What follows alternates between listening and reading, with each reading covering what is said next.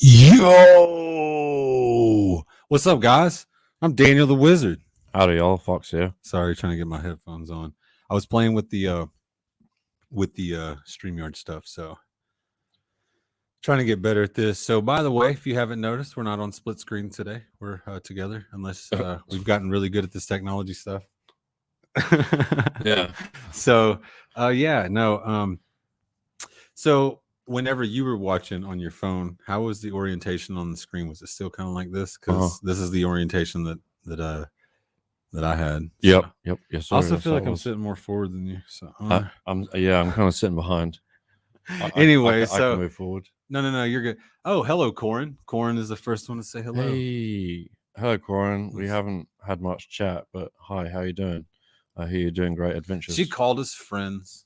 Oh wow, is that plural? Let me just see. Yes, it's You plural. were included in I'm this, included. David. Thank you, Corin. Like, I feel a little bit more special now than I did just a few seconds ago. Look, she's listened to some of the podcasts, I think. Yeah. Either way, her words have come across her screen, and she calls us friends. So I appreciate that. I would consider you a friend too. I hope so. I didn't look away from the camera for any psychological reason. I get nervous with the camera sometimes, so I look away. I've been watching these interrogation videos, right? The JCS interrogation videos. Oh wow! Oh wow! I'm talking to the phone. I yelled out, "Hi!" Like I heard you. Maybe I think I might have heard you. Pleased to make your acquaintance. So, anyways, what was it? Oh, the interrogation videos. So I've been watching some interrogation videos. You know, is that like CIA type, FBI type investigation? Look, so like some people pleasure time they watch their vampire shows. Some people pleasure time they watch, I don't know, sitcoms. I don't know. My pleasure time, I like to watch people get interrogated. Sure. Well, not interrogated in a way. What level of interrogation is this? So essentially, what I like to watch is, I think JCS Psychology is one of the people that do it, but essentially they give commentary to the things that are going on in the like police interviews. Yeah, it's just police interviews. It's not really interrogation, so to speak. Okay. Sometimes it is interrogation. Well, I was gonna ask, is it psychological or enhanced? You know? Like what kind of videos are you watching? That's what I was like. It's just so the released videos of some of these people that have been found guilty, or some of them actually haven't yet, but in their when they're meeting with the police, the interview they have with the police, the narrator or whoever's doing the video is giving some commentary. I think my phone just let us know we went live. Giving some commentary. So it gives some commentary on what's going on in the interaction. So that's the reason why I say don't. I just looked away because the camera makes me nervous. It's not because people are asking me questions and I'm guilty of something, or am I? Or are you? What are you ashamed of? It's like we set that up on purpose. Huh? Wow. That's how much we do this. It seems like it's on purpose. Look, when you live with intent, even the things that aren't intentional seem intentional. Exactly. That's how you can be a lucky fool. Oh, anyway, so have you guys listened to the last episode? Have you listened to the last episode yet, David? Yes, sir. I've listened in part. Yeah, I think you and I listened to about the same amount, huh? Oh, yeah, that's all I listened to. Is that we're talking about that one, right? Ooh, my internet's down. It's going. Is that bad? Look, yeah, see, it was the internet thing. So if we glitched out for a second, I apologize. But anyways, blame the internet. The episode. Have any of you listened to it? Okay, maybe not. It's okay. It came out today. I let it release. I caught it and released it today. Nice. You released it. I released it. So we released the episode, but I'm gonna tell you, just listen to what we listed, like first 20-25 minutes on it. Dude, that was a hoot. That was hilarious. I'm telling you. It's entertaining. I realize that some of that stuff may be offensive to some people, but just I assure you that I'm coming from the purest place in my heart with these conversations. I'm a little immature sometimes. Well, I laugh at doo-doo jokes still. I still laugh at doo-doo jokes. Well, that's ironic humor. Well, yeah. We'll talk about ironic humor. Our episode recording. Oh, yeah, where we said how wonderful it was that the laptop was working better. Yeah, first 10 minutes we're talking about, laptop's working better, no lag, everything's working fine. And then I don't know how far into the episode, but it's the same thing. It crashed. I was talking so good on it too.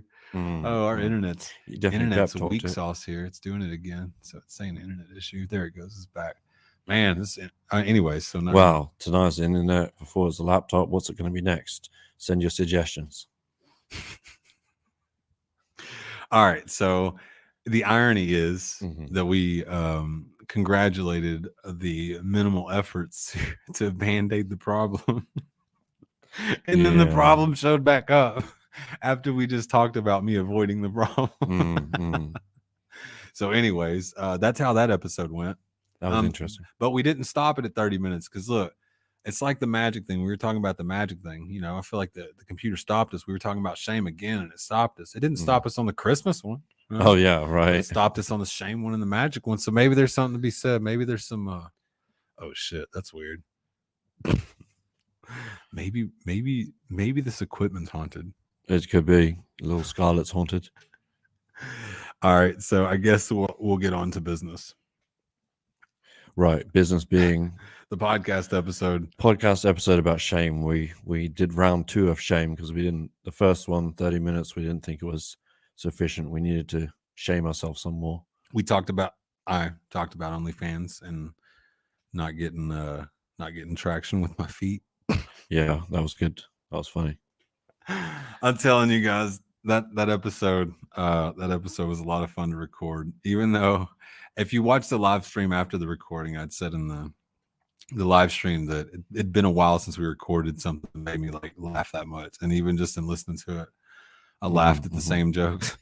Yeah, so either we're really funny or we're just insane that we laugh at our own. Look, man, our own jokes. In my hallway, my laughs are loud, so I'm just relying on that. I just assume that it's the crowd. Sure, yeah. The louder they are, the better the joke. James says, hello, boy. James, you missed it. We gave like a whole shout out to Corin. Like she said hello first because she's, and then she called us friends. Yeah, so, just Daniel and me because we were the only ones here. Yeah, so where you been at, James? What's up, James? I think I said 6:30 was the last stream. Yes, that's what we said on the phone earlier. Hey, James, did you accomplish the things that you were going to accomplish before we were last on your list? It seems as though you did because you're here, right? Howdy. Sorry, I don't want to make this about James. We're trolling our friends.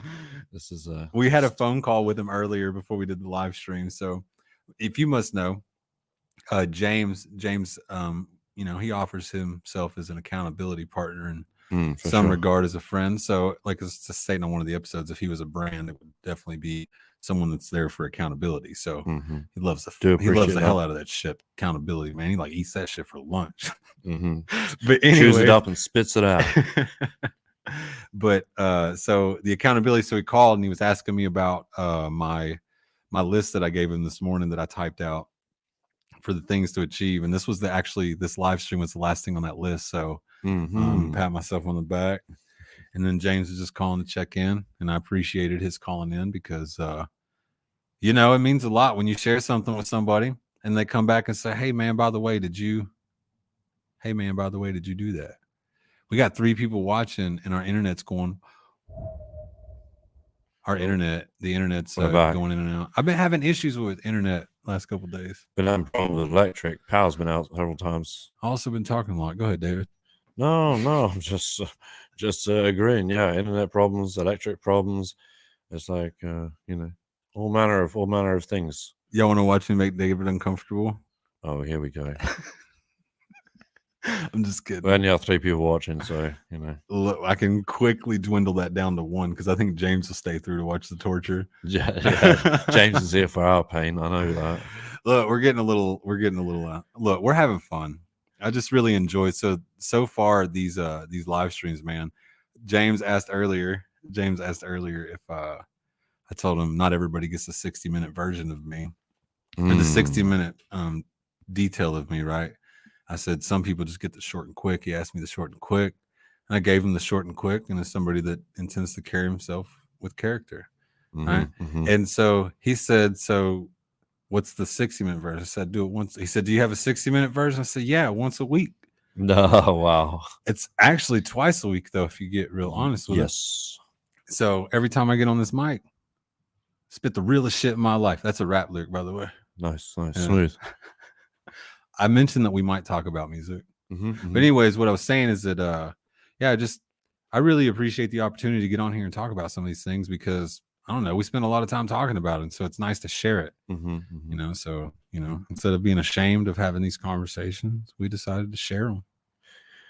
Yeah.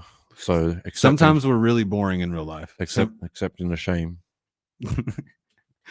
Well, you know what? In all reality, to be able to, James says sounds like a trap. Look, sir, I'm not sure exactly what you're talking about sounds like a trap, but I don't like what you're insinuating, sir. And actually, probably everything that I said might be a trap. So be careful. No. I think James is promoting one of the episodes for us. We had an episode on traps. High five, James. Thank you, James. Look, appreciate what we're trying to do is we're trying to infiltrate pop culture and say things that people regularly say and make those episode titles. All right. That's not really the plan. That's just what I thought off the top of my head is in justification for the way I name shit. We're going to be starting a trap music band. It's probably a trap music. So on the episode where we discussed trap, we definitely talked about trap houses. We talked about trap games. Yeah, some shameful stuff. We've made very light of it. You know what? When you get caught in a trap, that's shame. That look. Oh, let's would you admit it if no one else knew? First off, why would you admit something you don't have to? Right. Anyways, let's say hypothetically you're walking through the woods, walking along, and then you step on a dead man's trap. Well, it doesn't kill you, so it's not a dead man's trap, but it just yanks you up by your foot and you just dangle there all upside down. Fell for the trap. What a damn shame. James, now he's naming this is the most recent episode title name since I failed to mention it. Oh yeah, nice. Thank you, James. What a damn shame. It's almost like he should be a producer or something. Look, if anybody's willing to apply their efforts to help us get better at this stuff, man, ask James. We're willing. Oh yeah. Anything we can do to get better. Look, I think James ends up working more with us than he intends to. It's like a trap. I hope he's not hoping to get paid off of this. It's a damn shame. Look, anyway, so what I was saying about naming these things to infiltrate pop culture, the most recent episode name was What a Damn Shame, like James was saying. And so I say that a lot. It's a damn shame. That's a damn shame. So what does it mean when you say it? Does it mean like unlucky buddy? It's just like, it's a head shaker. It's a damn shame. It's a head shaker. It's just like, leave, man. What can you say? Nothing you can say. It's really no words. It's a damn shame, man. Like everybody knows that it should have not gone that way. It's a damn shame. That's a damn shame. Yeah. Nice. Okay, so look, if I quit talking, it'll make David uncomfortable. Yeah. He's wearing sunglasses and I'm all like cover girl. Maybe it's Maybelline. Maybe it's natural. Maybe. Sorry, we're just rambling here. So yeah, the shame episode that was good. I think we also touched a little bit on relationships. I didn't touch anything. Don't you dare put that on me. Don't be ashamed. Don't be ashamed. What's love got to do with it? No, listen, I ain't got. Okay, all right. So look, what's love got? So now he's dropping. Look, now he's trying to do.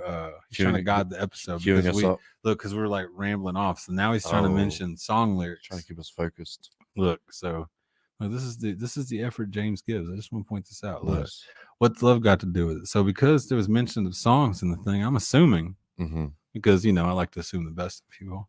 I'm assuming he's offering that up so that we can continue on with what we intended to talk about. Nice. So love and fear. He's like a task rabbit sometimes. Is that the accountability thing? I did make kind of a list sort of what we were going to talk about. He says, hey, mind your bleeping language. Look, he just instead of look, James, if you want to go above and beyond, let me tell you how you can go above and beyond. If you go capture that link, share that link too. Oh, share the link in the Look, I can get on my phone and do it right now, but I promise you it's going to take away from the content. Not that it's exhilarating at the moment, but I'm not ashamed of it. Oh, shame. Oh, hello, new viewers. We're up to we might be amazing 5. So these might be passerbys, right? So these 5 viewers that are watching right now might be passerbys, but also they might be sitting and listening. We're just rambling on about BS. So it's Monday. It's Monday, right? Yes, sir. Happy Monday. How was your Monday? Yeah, I had some bad news about a relative yesterday. So, no, my day started as well as I could expect it to start. In fact, I spent last night meditating for a little while, and sat by a fire, and kind of cleared my mind a little. So I slept not very well, but yeah, no, You choked yourself out in your sleep, bro. I basically Look, he was wrestling an anaconda. It wasn't pretty. And he woke up because he didn't win. I appreciate you calling it an anaconda. But anyway. All right. So, you know what? That gets me thinking about some things. So, you're saying you got some bad news or whatever, right? So, in times when people receive bad news about things going on, and then they just like take that lot and they're just like, hey, I have feelings about this. Yes, I'm sure you do. And then I've done it before. So look, whenever my family had a family reunion like 10 years ago, I talked about this on one of the live streams, one of the episodes. All this content is starting to blur together, to be honest with you. Oh, wow. But whenever Katie Percival, hello. Sorry, yeah. What's going on in the world of Driftwood? We'll get to that in a moment. Yes, you were just gonna tell us about the family gathering. Okay, so now this is a positive thing. I'm gonna shut up and just say it. Okay, I'm not. Why procrastinate? Where's it? Don't be ashamed. Okay, so there was a family reunion that had gone on for my family. Like I said, it was about 10 years ago. I didn't get a personal invite. Like I didn't get told. Right, I got told like coming up that, oh, hey, by the way, have you heard? It's like, oh shit, I know nothing about that. And I found out like after, I think. And I made a post on the Facebook. It's like, oh, it sure would have been nice to know that my family was having a reunion. You know? And I had some feelings about that. But the reality is, why did I have feelings about that? Well, maybe they were having a reunion, just not with you. Maybe I should read the writing on the wall. You were not invited. Ooh, maybe there was no writing on the wall because the assumption was that I was always invited. And I didn't know that because I didn't feel welcome. That's possible too. But anyways, essentially what I'm saying is whenever I made that post, I essentially made that situation about me, about me and my feelings. So there's something going on with my family and I wasn't included in it in the way that I expected to be. Right. I didn't know I expected this until I had feelings about it, honestly. Right. But whenever I finally recognized that I was just, having feelings about something, I just, I don't know. I don't like when people do that. All I'm saying is I don't like when people do that. So if somebody passes in the family and you get upset and make a post on Facebook, sure would have been nice to know somebody in the family would have told me some shit. I've seen this happen in my family several times. I wish somebody tell me other than on damn Facebook or whatever. That might be the most efficient way to tell everybody. Like these days is pretty things that are common. Things that are suffering to people, man. You don't want to go through that more than you have to. And if there's a broadcasting way to say it, look, I'm grieving, leave me alone. Facebook's the place to do it. Well, the thing is, if you're going to complain about how they communicated it, don't you think they've got enough going on already? Now they have to listen to your complaint about it. Jesus. Yeah, my problem is like you make a situation that ain't about you. You make it all about your feelings and about you. And so like maybe there's some real things that you can feel like, oh, maybe they didn't do this, maybe did that. But like, let's let the grieving happen. And then we write these things down. And once emotions are calmer, then we make a hit list. Don't you dare. So we were listening to a podcast earlier and they were talking about brain, like people being able to read your brain, read your thoughts. And then telepathy. Yeah, I don't know how it's gonna work with live streams. So because then David's analysis of these things will almost be obsolete. Wow. What's Katie saying here? James says, unless you're just perceiving. Let me just put it up there. Okay. It says, unless you're just perceiving that way, people grieve in different ways. His next comment is different ways. Oh, okay. I guess hit send before. Yeah, no. So Katie says that it's perfectly acceptable to have feelings about. Yeah, no, I'm not. Look, I don't want to. So so Katie says it's perfectly justified to have feelings about it, but better to express them in a more healthy manner. So I'll agree. Sure. So expressing them, yeah, sure, maybe you can get to that point, but I think first you have to get to understanding what that is before you can express anything about it to the people that's there, or maybe not. Maybe you can just throw it out there and see what happens. But I'm not questioning the feelings of it, right? Because my feelings did hurt whenever I didn't feel invited. I didn't feel included, right? I didn't feel like I was I'm part of that, right? But and then in a grieving situation, I wish Facebook wasn't the way. Facebook wasn't the way that that you found out about something. If you don't want that to be the way that you find out, how else do you communicate with these people? Right? You see the pictures of the family reunion afterwards, 3 days after they've been posted. Or no, look, let's say you found out about a funeral that happened because of the meal that they had after the funeral, and everybody's together. You see them all smiling. You're just like, what the? First off, they died. Secondly, I wasn't invited. It happens. It can be expected. Look, James's drama. Is this a cult? Feels like it could be a cult. Look, we talked on one live stream in quite a bit of length about cults. Yes. So if you haven't checked that out, so I think it was like a month ago. Dang, man, we've been doing this for a month now. These monthly. This is the fourth one, I think. I think that was inspired by our friend in Oregon. Mm-hmm. Yeah, she. Was it Oregon? I think so. Vermont. No. Oregon. I don't know. There's so many states. Anyway, it was suggested to us that we may be a little cult-like. Yeah. So. Look, we may be a little cult-like. Oh, so Chastity says hello. Oh, guys, stiffen up. Mom's here. Straight back. Oh, that hurts.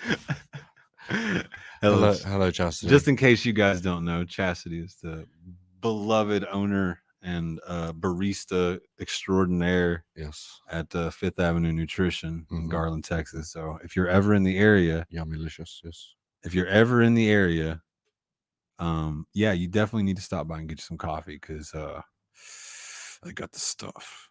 Look, so much so. Look, if I had $5 left to spend, I'd go there. I'd buy me 2 coffees, like for real. Like that's what I'd do. If that's all I had left, and I knew I would need to pick me up, I would definitely go there because not only do you get the coffee, you get the experience of going there to get the coffee, and you can't know that until you go there. So you got to go get it for yourself. They also have vegan stuff. Look, James, I don't talk about this because I ain't promoting that. No, but they do. They do. They have keto friendly options and healthy. She's a trained nutritionist too. So since Chastity's here, I think, and James has been throwing up all these episodes. Throwing up? Wow, that's an appropriate thing to say right after Chastity. It's a technical term. It's video stuff you wouldn't understand. All right, look. So no, one of our best episodes was interview with Chastity Johnson. Oh yeah, episode 45 with the most downloads, right? I think. Well, it's as far as in a time span from when we changed what we were doing. Essentially, yeah, definitely one of the most downloaded episodes. And it still gets downloads, Chastity, FYI. So people still hear your inspiring story and motivations to how you came to be at Fifth Avenue, and then stand up paddleboarding. Hey, by the way, I'm doing stand up paddleboarding this spring and summer because for real.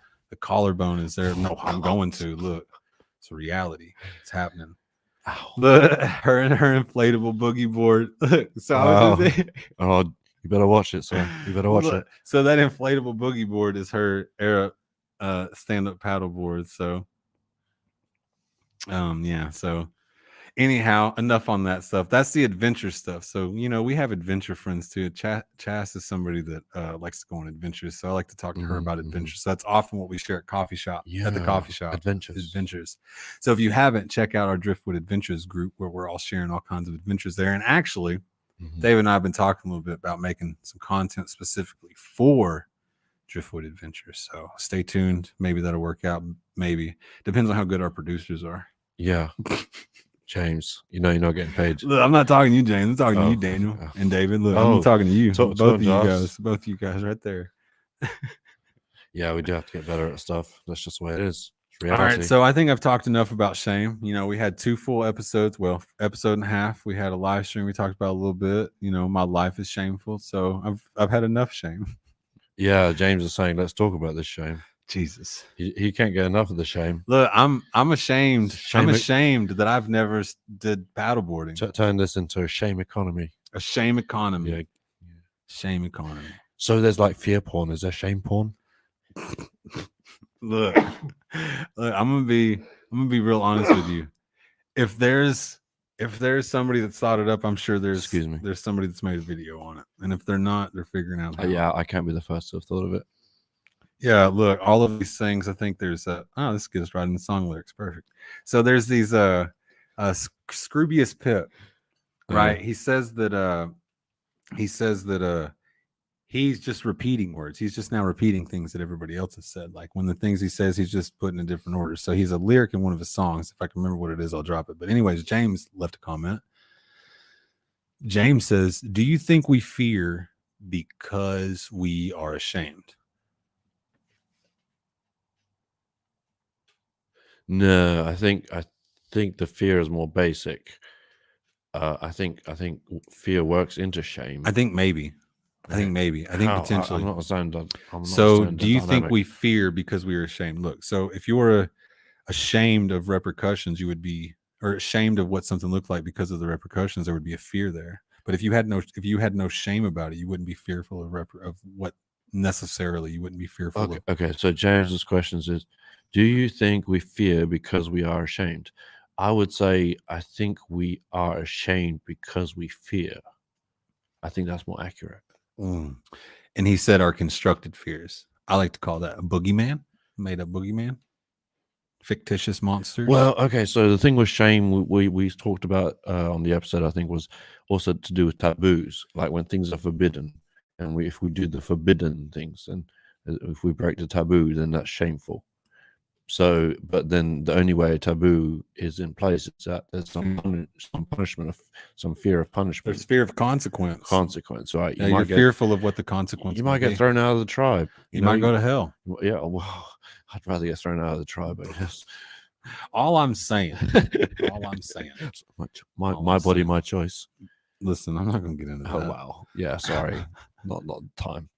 Not a lot of time. Too soon. How long have we even been on? Oh, look, you can see it here. Oh yeah, on this one. See on your screen, we're recording separate. It throws me a little when the number switches between a wide digit and a slim digit. Oh, because yeah. Anyways, we're talking about something you guys can't even see. ADHD brain picking up on insignificant. Squirrel. Yeah. Yeah. Oh, look. But do you think we fear because we are ashamed? Look, I think they coincide. Look, I think that where there's shame, there's fear. Now, I don't know what causes it, whether the shame was first or the fear was first, but I could say that every time that I've had shame, there's definitely been fear there. All right, they live with each other sometimes. Well, again, in the episode they're not mutually exclusive, though. Right. Like in the episode, we mentioned that the reason people hide shameful things is because they know that if people find out, there'll be repercussions. So, when we talked about the drastic life-changing situations, you can go from being in one very familiar situation to something else, and you don't want that to happen. So you hide the shameful things. So Corin says that she thinks fear comes from a lack of spirituality. The only thing I fear now is losing that relationship with my source now. So I'm guessing with source, you're speaking of your connection with whatever the higher being, power, or whatever that is, however people identify that. So fear comes from a lack of spirituality. Okay, so I'd have to, the thing in spirituality, that's, how do you define that? Well, I think if I'm looking at it how I see spirituality, does fear come from a lack of spirituality? I think that if you don't have a good connection with whatever centers you, I guess, whatever that, I don't even know how to say it. Well, are we talking, when we say spiritual, are we talking about something that's not physically manifest? That's something, I don't know, like something higher mentally, I guess, would be the way Let's I say describe it. Maybe. So I'll say it like this. If you believe in yourself, right? If you have confidence and things like that, right? I think that confidence, that believing in yourself or whatever, that's being closer and having more spirituality, right? Not arrogantly, but your true self. We've talked about this a lot, but anyways, so I guess I'll move on to some more comments. So James says, so what about when it comes to the made up boogeyman? If we construct fear, is there a relationship between that and shame? I think the shame maybe can create a situation, like if you do something that you do on a whim and then you become like, it happens, and then like after fact, and you're just like, you're ashamed. Now you're fearful of what that represents, separate from the shame, or separate from that moment, right? So in the moment, I don't think there's any fear of this. It's like I would have. So if I were to have, and maybe in the moment I didn't feel guilty or ashamed or whatever, I was, and then after the fact, like, thoughts in my head, I'm just like, fuck, why, whatever. If I can't, the fear of what I lose after the action, if that maybe would have been present before the action, maybe the shameful thing wouldn't have happened. But I think shame is created because I think maybe you should have known better or could have. Right? I think shame is created there. And I don't know that fear is what creates that. I think that in those moments, maybe the shame created the fear specifically. Yes, I think the shame led to the fear. So if James, just maybe we can clarify. So the constructed fear, are you meaning like the imagined consequences, like and since it's something fearful, the negative consequences, and shit with the shame, and so are you saying that the shame is caused by being afraid of hiding something? So what about when it comes to the made-up Never thought that, I boogeyman? think. If we construct fear, is there a relationship between that and shame? If we construct the fear, like the fear that we construct, the ones that aren't real, the ones that we fabricate in our own head based on our own assumptions, Right. is there a relationship between that and shame? With how I think that, again, I don't think they're mutually exclusive, but they're definitely together, right? If you're not ashamed of something, I don't think that if there's not fear, are you ashamed? Right? If you're not fearful of something of that, are you ashamed? I don't know. Well, I think shame is a consequence of having done something that's against our moral compass, right? Or what we perceive to be right, not necessarily our personal, but kind of in relation to society, maybe the as well. societal construct of Right. what that represents amongst most humans. So that idea, that ideal, that is what we're measuring ourselves against, right? And so if we know we're not standing up to that, we're doing something that transgresses that ideal, then that's become shameful. So now, does that lead to fear? Actually, I would say that it does, especially if you are in fact ashamed of it, right? Because you don't want anybody to find out. Right. Now, if you go to accepting and you move on and all that stuff, right? If you get rid of the shame with that, right, the fear, I think, goes away, or part of the fear goes away. I'm sure there's other things with it too, maybe with guilt and all these other things, but maybe they're all tied together. Maybe you start pulling one down and it starts working its way. I don't know. I really don't. Well, what if the shame is removed or the fear is removed, whichever way around, and so you feel free to reveal whatever it is that you were ashamed of. Now, if there's vulnerable. be vulnerable. Now, if there's no other social repercussions, you don't go to jail, or you don't get killed, or you don't get whatever, fined by IRS. If you're not scared of that being found out, what is to entail of that being found out? If you're not scared of that, you may be more open to share. I mean, you would be less ashamed of it. If it was more socially acceptable, you would be less ashamed of it. So people would be more honest. So yeah, I think if there was less shaming, look, I'm a person that shames people. I do it all the time. I look at people and I cast judgment. I can't help it. It's like this elixir that I can't get enough of. But anyway, so Chas left another comment. It's quite a long one, so I'm going to put it up there and I'm going to read it to you guys. Wow, okay. She said, they are all symptoms of a greater cause, and this is by your own reality and your spirituality. It's all manifested within you, yourself. They are not a byproduct of one or the other. We all manifest these things, but these things can all dissipate when we control the reality of our circumstances in our mind. You know what, Chassie? I'm going to give you credit. That was very well articulated and very well typed. I appreciate that. I was able to read it also, because sometimes when they get that long, I get jumbled up.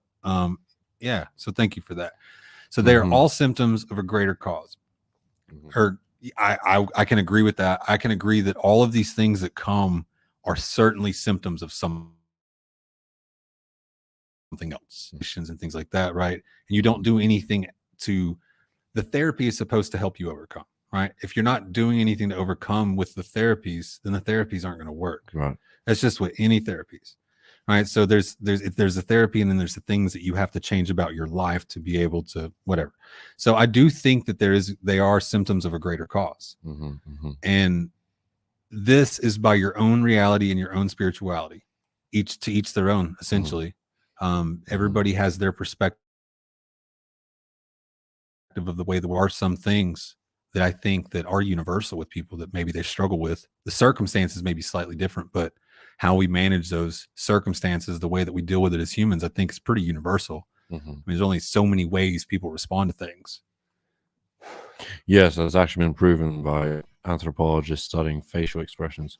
And we all have the same all around the world. And she says it's all manifested within you yourself.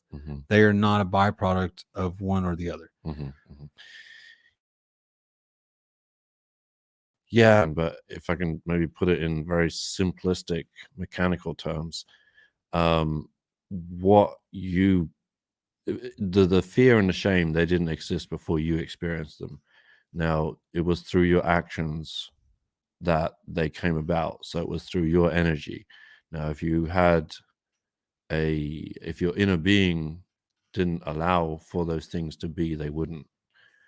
And, in practical terms, it just means doing things in accordance with reality. Yes. Yeah. So it's manifested within yourself, and they're not a byproduct one or the other. So all of these things, whether people's intent is one thing or the other, right? It's all with how you receive it and how you respond to that. Like, so it's all a you thing. It's all a byproduct of how you yourself interpret or take those things. They just are, just as you are. We all manifest these things, but these things can all dissipate circumstance in our mind. Awesome stuff. So thank you for sharing that, Jess. So that was awesome. I like good comments. I like whenever we get into these live streams. I like these live streams where we can interact with some people. So I think sometimes when the internet thing goes down, I think the audio may still work, but I think the video gets choppy. Oh, is that right? Because James said, even when I watched the last live stream we were doing it, you said as well that watching it back, the video was choppy, but the sound sounded fine.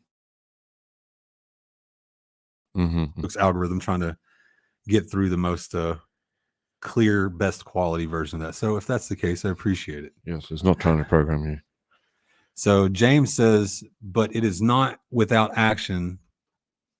It is not without action to make that which is manifested to come to life, or inaction. Look, but sometimes inaction creates the counter to what you're intending, right? So it's not without action to make that which is manifested come to life.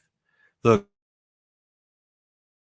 if you intend to do something, you can't do it by just sitting and hoping. Hope isn't a strategy. Like James said, whenever we were doing this recording for Mission 26, hope isn't a strategy. All right. But I think hope is necessary sometimes, but you have to apply yourself to make those things more reality, because your circumstances don't change if you continue doing the exact same thing. Like, everything remains as it is. If anything, it might get worse, and you just try to operate as you did, things just continue to get worse. Maybe it's like, how long can you sustain it that way? Because it's a lot of work for it to be half-assed, So those are just my thoughts. It does take action. If you're not willing to work for it, then you're not going to get anything anyways. So, I mean, it's not even about monetary gain. If you're not willing to put in the time, the effort to get the things out of life in general, getting the most out of life, then you're not going to get a return. And so one of the things about this life and the Dryftwood stuff is, like, if you're making an investment, let's think about it like this. If you're making an investment, you want to get a return on investment. You want that number to be as high as you can without causing issues anywhere else, right? So if your investment, if you've been given an investment, an angel investment, somebody's given you a life, right? What are you doing with it? And part of Driftwood is trying to make the most out of what we've been given as a gift. And so if you view it like that, as like an investment, somebody else invested in your life existing, right? What are you doing with that? What are you doing to improve your situation? What are you doing to improve the people's situation around you? I don't do it half the shit, but like I know that every day I'm gonna wake up, I'm gonna try to overcome it, I'm gonna try to figure it out. And one day I'll figure it out. I'll figure out the thing that I'm trying to figure out. So so Chastity leaves a comment. I just want to point out that James he wants to fight and fire again. I don't understand. It's a firefighting. he's an aspiring firefighter or something, right? Yeah, maybe. I think he's talked about it before, but I think he's more an aspiring a barbecue man. So, by the way, that's his nickname. Sometimes. Anyway, so Chast says children who are not told to be scared of the boogeyman or not afraid, therefore do not grow up with the fear, do not feel ashamed. I think I can agree with that statement specifically within itself before I read anything else, because if you don't know the things to be afraid of in the sense of society is a scary place. If you don't know how to operate within that, man, look, if you're not told, if you don't learn how to operate, so definitely turn down the wrong alley sometimes, right? And you have to learn a lesson that maybe somebody could have taught to you, so I agree with that, certainly. She says, yet those that do not have an unrealistic fear given to them by whomever who also was taught an unrealistic fear, this unrealistic fear gave way and manifest into shame once the reality that the boogeyman did not exist was reached. However, these fears were not put there. Sorry, small print with the black backgrounds hurt my eyes. I'm like seeing all the dots at the same time. So sorry. Not put there by you originally. It was a whisper from someone else or their fear. Once you gain the knowledge, looks like there's more to be said there, but probably won't show it anyhow. But I'll be able to read the full comment after the live stream. So the specific part of it, however, these fears were not put there by you originally. It was a whisper from someone else and their fears. So everything else, that statement is true beyond doubt. Because everything that you believe came from somewhere. Maybe it was something you saw or whatever, but it was input that had you come up with your beliefs and how you view these things. I challenge people to ask themselves why those beliefs are there, why they're there, right? I'm not saying challenge your faith in the way that you give it up or whatever, or anything that you believe. But what I'm saying is like, understand why your beliefs are your beliefs and why they're there and how they serve you, period. So, man, these are a lot of long comments. Comment section and thinking, oh, wow, we got a whole different thing, whole different conversation happening. All right, so I'm loving it. I think Chas left a follow-up comment. It's all about the conversation. So the lesson is, do not allow others to impose their fears upon you. Do not feel shame when your eyes are opened after having believed in or dealt with the reality in front of you. God did not give you spirit of fear, but of sound mind and judgment. We all have this ability. I agree. Powerful stuff. And then give a man. The lag. I can't wait to watch this video playback to see how goofy it looks on the other side of it. So anyways, so Corin says that was a brilliant, Chassis, and living that way truly is a more beautiful existence. We aren't in control of anyone except of ourselves. We are each on our own journey. Yep. I'm operating better right now, one day at a time, one moment at a time, building that relationship with myself to build strength within me. We can only truly love others if we love ourselves. There truly is nothing to fear. That fear comes from the quotes boogeyman, which doesn't exist. That's why I call it a boogeyman. Guys, I love this stuff. This is juice. Nice. This is juice. Great, Corin. Man, see, look, you guys, you have to understand that these are the types of conversations, with these people that's been going on for a long time, right? And so you guys are getting to see some of this stuff. And I want to point out that these conversations used to not be this in depth. They've grown to that. If you listen to it, it's just a lot of us goofing off. Well, I gave that some thought, and yes, some of the subjects and stuff we were kind of messing around. We were trying, though.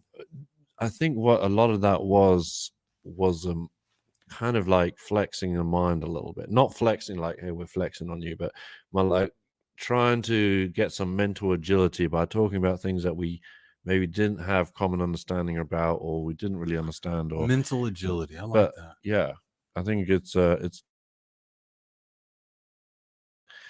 too much. And I think that's something we got into doing, and we did it so much that it became It became habit. Yeah, it just became habit to be loose cannon sometimes. But I don't know. We started looking at things, and we were talking about episode ideas, and we always had discussions. So in the office at my house, and we had these poster boards on the wall. Right? We would write down words that we thought represented what we were trying to do. Man, that thing's full of words. Right? Some of them may be repeat words.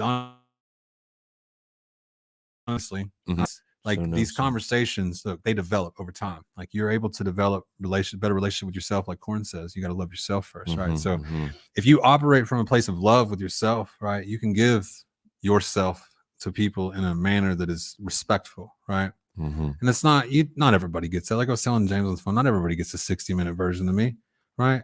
Some people only get the information necessary, right? But my friends, the people I care about, you guys, the people I interact with, they get the real version of those things, right? But if I'm packing hands about stuff, that's the involvement that you get with that. Right. And there's nothing against that, right? Business relationships don't have to be personal. Personal relationships shouldn't be business. Well, sometimes it's just squeezing flesh and kissing babies, right? But anyways, I had to do that to catch my breath for a little bit. Kissing flesh and squeezing babies. I had to catch my breath a little bit. So we'll get back into the comments. So James leaves the comment. James. Okay. But what happens when we begin to close gaps where information was either withheld or not available? Experience come from the instances where we are left to fill in the blanks. Yes, agreed, James. Filling in the blanks without having an idea of what really goes there is quite hazardous, right? So I'm gonna raise my hand here. Hello. So I think the moments where people actually get the ability to, where James says left to fill in the blanks, I think early on in life, when you develop this ability to not have to have something to do, if you can develop that have to have something to do, nation works a little bit better. It allows you a little more fluidity to think outside the box, to fill in the blanks, because the traditional solution doesn't necessarily work. So I think it allows people to get some, I don't know, what did you call it? Mental agility. Mental agility, I think, because I talk to my kids sometimes about boredom and the necessity of knowing what that time feels like, knowing what that time can be used for. Right. So, well, just wanted to say on the issue of filling in the blanks, are quite information dense periods which you were not part of, and therefore you don't know. Now, information can be facts, activity, things happening, but it can also be emotional stuff like people's feelings, people's conversations that you weren't part of. So in a very short time, a lot happens that drastically changes the world. And because it is a blank, that can change so much the before and after picture. What connects, what that blank was that connects. So sometimes we filled in reliably that we know this is actually how it was between where the blank was previously. That changes the before and after picture so much. All right. So I'm going to give you a practical real world example because this is the only thing I kept thinking about as you were saying this. Nice. So look, as a kid, like I felt like I myself a bit of a ramp engineer. Okay. I could build me some bicycle ramps. Look, no broken bones until adulthood. And so anyways, so fill in the blank. So what makes me think about this film when I was a kid? Look, I thought I understood what the objective was, right? You get something there, you ramp it, right? Something flat up. Makes sense, right? But if that's all you're considering and you're just filling in the blanks, oh, this will work or whatever. Look, James says the greatest struggles I've ever experienced come from the instances where we are left to fill in the blanks. Some of the greatest struggles. Look, and specifically, if I understood, if I worked when you hit it at force on the ramp with no middle support, what happens to the person that is doing that and that piece of wood, right? That fill in the blank was a great struggle for me because, you know, it took me like 3 more tries before I made a jumpable ramp. I'm gonna be honest with you, I was scared of my work. I was I was scared of jumping my own ramps. Look, I would get my little brother to test them out after that. Nice question. Or my friends. Anyway, so yeah, that of that. Sorry, I know it's a little bit off base, but filling in the blank, right? You get information there when you have to fill in the blank. It might be right. Look, I could have made that ramp perfect the first time, like boom, use this every time, right? Until it failed. All right. So sometimes you get it right on the first guess, but shit, I don't, not often. All right, so let's move on. So, geez, comments. I love it. All right, Chas says, your beliefs are there to protect you. They are there to serve you and to help others. Others who are struggling with their own battles can gain knowledge from your strength. Yeah, absolutely. So if you're strong in your beliefs and the way that you operate, that definitely can provide a buoy or a lighthouse for other people that lack that in their lives. So James, be a fucking lighthouse, bro. Right. If your beliefs, if you live out those principles, and yeah, like you said, let that shine. So James says, but listen, sure, your beliefs or belief system serves its purpose, but it can't substitute reality. Ooh, that's a tough one, James. Don't we make our own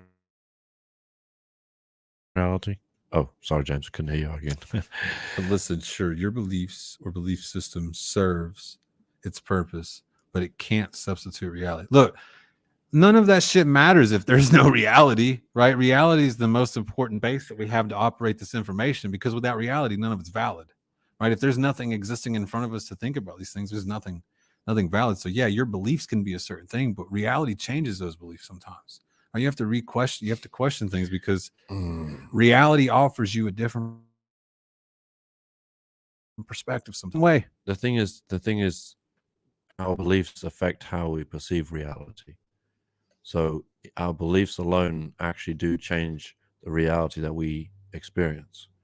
So you know, absolutely. when you've believed something for a period of time, and then you find out that was maybe mistaken. Like I believe that, you know, the Cowboys were going to win a playoff game this year. No, something more significant, like Santa Claus not being real. Shit on the Cowboys for a minute because other people are. Anyway, I guess what I'm trying to say is that if you purely rely on your beliefs without them being supported by reality, you're kind of in a slightly precarious situation. Yeah, you definitely got some juggling to do. You know, like I believed for the longest time that at some point my dad would come back home or would be with us. And, you know, that took years to overcome that belief of it not happening. So, oh, man, I can relate to parent. And I thought they weren't dead and that this was all just a big ruse of some sort, because, you know, what's more psychological damage, huh? Wow. But no, like for a long time, dude. So I was 9 when my mom passed. So when my mom passed, like for a couple years, probably, I would have these idealizations that like this isn't real, like because, you know, my mom was a big fan of Elvis, right? So, you know, that whole like, is Elvis dead, is the king dead, that type of thing. So like that mythology kind of went into my thinking with my mother, that she was just trying to pull some shit like that, like the person that Elvis really did die on the shitter. You know what I'm saying? Yeah. So like, whatever, maybe, you know, but else, whatever. I'm not going to get into that stuff specifically, but yeah. So conspiracy theories. So the way that I view things definitely was shaped by that. So now any interactions because of that or around that, that's going to be affecting it, right? So my beliefs and my life come from the way that those things were instilled on me. Now it's up to me to decide whether that's how I want it to be. All right, so we're probably going to wrap it up here pretty quick, but Chastity left enough, probably start wrapping her up. So right. Chastity says, life is more beautiful in the struggle. Life is more beautiful in the struggle. You learn more and you become stronger. Yes, I agree with that. You have no other choice if you want to live, truly live. You're asking what happens when you begin to close the gaps. You already know you're proof. I'm proof. And we share that reality with others so that they can withstand the fire and close the gaps. It's our privilege to go through the struggle because we're proven strong. Look, I'm not going to Chastity come with the smoke. I appreciate that. So if you do want to truly live, you really don't have a choice. You don't really have a choice. I agree with that. And that's what I tell people when I feel like with these things that we're doing is like, I don't feel like I have a choice, man. My choice before was fighting it, right? Fighting these things. But now I feel like leaning into it, right? Becoming more honest with myself about what I'm sure it makes it easier to achieve these things. So Corn leaves a comment, and then after this, I'm not going to read any more comments. Dude, I was so angry and scared at how we are being treated in society. I was going to run for president. I remember this. So look, Corn was heavy on. Look, she was going to take over whatever she needed to take over to get done whatever she needed to get done. President Corn. Yeah. So listen, if she wanted to do it, I'm sure she could. That is the last thing I'd want to be. I'm glad you came to your senses on that, if I'm being honest. So now God is my president. I'm the president of my own life. Sovereignty. Look, sovereignty, personal sovereignty. I literally live on an entirely different planet now. It's funny. I know what you mean when you say that. You're still there, but the world looks different. The levels are different. The interactions are different. It's just a different world. Yep. I literally live on an entirely different planet now. I have to reside here. I do not follow politics or watch the news. COVID does not, in my mind, it's not there. It's happy, it's peaceful. Look, COVID exists for people, and however they choose to manage and overcome those struggles, that's up to them. But, it affects everybody differently, the same as circumstances, right? They affect everybody differently. Everything that happens, look, if I break my arm and David breaks his arm, how do you know we're experiencing that pain level the same? You don't know that. You don't know. So that's why the doctors ask you on the chart of 0 to 10 or whatever, how much pain do you feel? Because I'm trying to be like a man about it. It's just like, do I need drugs for this? If I don't need drugs, 4 below. No, I think if you're going to be sensible, you always have to underestimate your pain, because it's they just want to give you dope. So if you say it's a 7 or an 8, they're going to give you dope.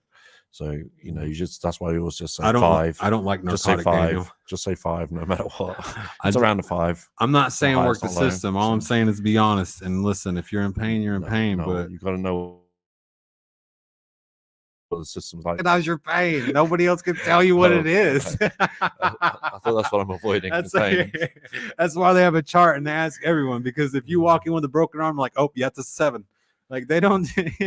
I don't feel this. This is just a regular day. This is a go with all my broken bones. Anyways, guys, it's been a pleasure. I really enjoyed this. Wow, that took a bloody turn towards the end there. Look, man, we had a really heavy, deep conversation. Look, I think some people were uplifted here, even though we got 2 viewers now, and I'm sure we got more than 2 viewers. Sometimes the algorithm lies to us. Well, I'm happy to see everybody. Anyway. That's why you should serve somebody that doesn't lie to you. Don't serve the algorithm. The algorithm lies to you sometimes. The algorithm puts stuff in front of you that isn't true. Maybe it is true. We'll find out when we're all in the meta. Listen, guys, I love you guys. Thank you guys so much for interacting. Don't forget to check out the most recent episode. It's a damn shame, where we talk about shame more. I think I have some thoughts about shame. I have several hours of shared thoughts on shame. So I think the next person that comes that I have a conversation with on the phone that starts something about shameful, I'm just going to start playing one of our episodes in the background about shame. Why don't you just start a second live stream on Saturdays, Shameful Saturdays or something? Dude, I don't like, look. Oh, right. We'll end this. Oh, I'm sorry. I know it's close. My God, look, the producer's trying to load up the weekends, bro. So, anyways, Friday so Fireside. Look, Saturday Shame. We'll end this. We'll end this. So let me know you guys' thoughts on this. In the Dryftwood Adventures group, we're thinking about making content specific for that. So what I've come to mind is doing a live stream kind of like this, but really just talking about the weekly adventure that we've had with all the things that we've gone through. But Fireside Fridays, you got to be by fire to have the conversation, right? So David's going to hop on the live stream with me. Anybody else? The stipulation is, though, it doesn't have to be a real fire, right? It doesn't. David, give some examples of fires that people could use. Well, if we do go through with this, I was looking for my lighter real quick. You got a candle? That's box matches. Flickering lights, because you not going to comment on why, but you got flickering lights. You got flickering lights. Yeah, that could be flashing neon. If you got like a TV with like YouTube, man, you can put up 8 hours of fireplace for fireplace. Oh, if you got a fireplace, Corin's got an awesome one. If she has that live, she's done a live stream of that thing. You can see all the way in that thing. It's awesome. I've never seen anything like that. So anyways, so fireside conversation. Thinking about doing that. Adventurers, talk to our adventurers doing their adventures, and how we're coming through, because it's fire and spirit, and it doesn't have to be an actual fire, but in and it doesn't have to be real drinks either.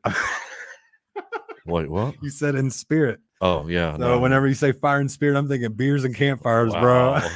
Doesn't have to be. It doesn't have to be a real drink. It could actually be the spirit within you. I mean, I'm not saying don't have your drinks if you want the drinks, but whatever. Anyways, it's supposed to be. I think that we're gonna see how it goes, because man, we talk about a lot of adventures that we haven't been sharing as much as we should. And, maybe that'll help motivate some other people to share their adventures, so that we ain't got a little letterbox. So you guys have an awesome day. This is the Dryftwood Podcast. I'm Daniel the Wizard. Peace out. I thought you were gonna say Fox here, howdy. Fox here, howdy, y'all. Yeah, peace out. Love you guys. Thanks for watching. Don't forget to share and let everybody know that this is the greatest place on earth to get this stuff. So you guys have an awesome day. As soon as I find the end broadcast button, and then I'm gonna hit it.